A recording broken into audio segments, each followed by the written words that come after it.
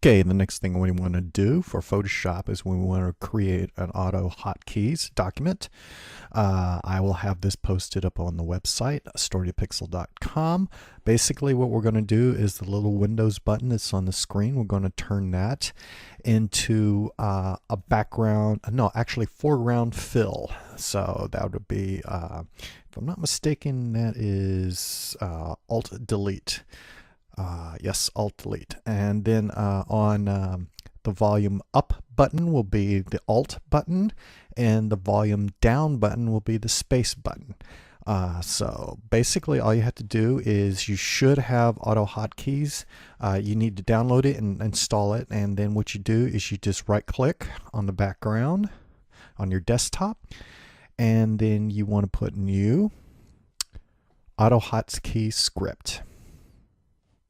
And then you would name it, so name it whatever you want, and then you would edit the script, and then just take the text that I will have online, copy it, and paste it.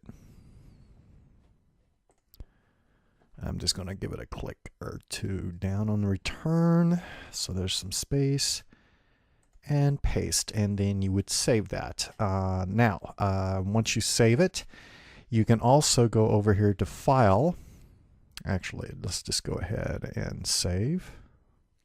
And then if you go to File, actually, no, what you would do is, so there is your new AutoHotkey right here. And let's see here, edit script, is this the one? Yes, that is the one. So all you would have to do is then right click on top of the new script you just created, compile script, and what that's going to do is that's going to create a little executable button. And like in the Cinema 4D file, you would put this executable in the Photoshop app file. So basically, let's go down here to Windows C, right click it, open in new window, and then go to Program Files, Adobe, and then Photoshop, and you will see the executable. It looks like there. I've got test in mind, that's what I called it, and I will have a copy. If you do not have AutoHotKeys, I will have a copy of this executable on my website, and you can download it from there and use it yourself. But you will not be able, if you don't have AutoHotKeys, you will not be able to change the settings. In other words, if you want the volume up button to be another key or another shortcut or whatever. But just remember, if you do these changes, the little Windows button that is on the front screen of the Surface Pro is a one-time touch only. In other words, you cannot click and hold it. You can only click it, and that is very important. That's why I had that as fill to background to the background color. So on the Windows button, and you know, your workflow may be different, so feel free to change it. No skin off my back. So basically what you end up with is, I can show you in Photoshop really fast, is basically if you hold the, I think it's the volume down button, you can move it around. And then if you, let me grab the pen here. So volume down button, you can move it around. That's just with the clicking it, you know, just moving it with the pen. And if you hold the, if you go over here, you can create a clipping mask by holding the volume up button and go in between the two layers and turn it into a clipping mask, and you can also undo it. The thing, and you can also copy while holding the,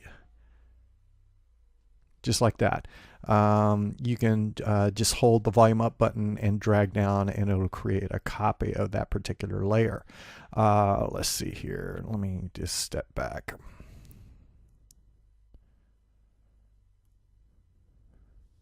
Okay, so clipping, and then copying, just like that.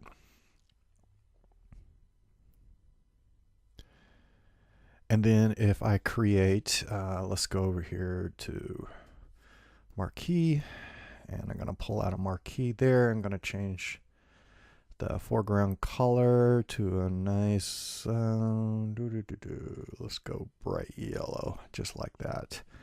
And then all I have to do is hit the window button. Make sure you hit it. And there it goes, and it fills it. Well, I actually did it in this layer. I would normally have created a new layer. But that's basically it on that. Next thing we want to do is create a batch file that looks like this. And with this will turn on both Photoshop. It'll open Photoshop and at the same time open that executable that sets up the hardware buttons on the SurfacePro for Photoshop. And I want it to do both things at the same time in one click. And basically all it is I'll have the code, again like I did with Cinema 4D, I'll have the code up on my website. And you have basically start the Photoshop. This will be the location of where the Photoshop file is. And this right here is the location of where the executable is. Basically here my executable is called test. And so it has to have test here and test here in the file structure. So file structure would be the C's, the program files, the Adobe Photoshop CS6, 64-bit, then test.exe. Whatever you name your executable, you should have that. And what I'll do is I'll create an executable called PSD. And I will put it up on the website, and you can use that one, and it should work fine. And I'll rename this batch file, and you have to save it out as a BAT file, so batch file, and put it on your desktop will be the easiest thing. And that way when you click it, it will open up both the executable so that your hardware is set up for the particular buttons for Photoshop, and it'll also open up Photoshop. And if you need to disconnect the Photoshop executable for the AutoHotKeys script, you just go down here to your left, open up the little window, show hidden icons, and there it is right there, and test exe. That's what mine's called for Photoshop. And I can literally just right click it and I can exit, and that gets rid of it.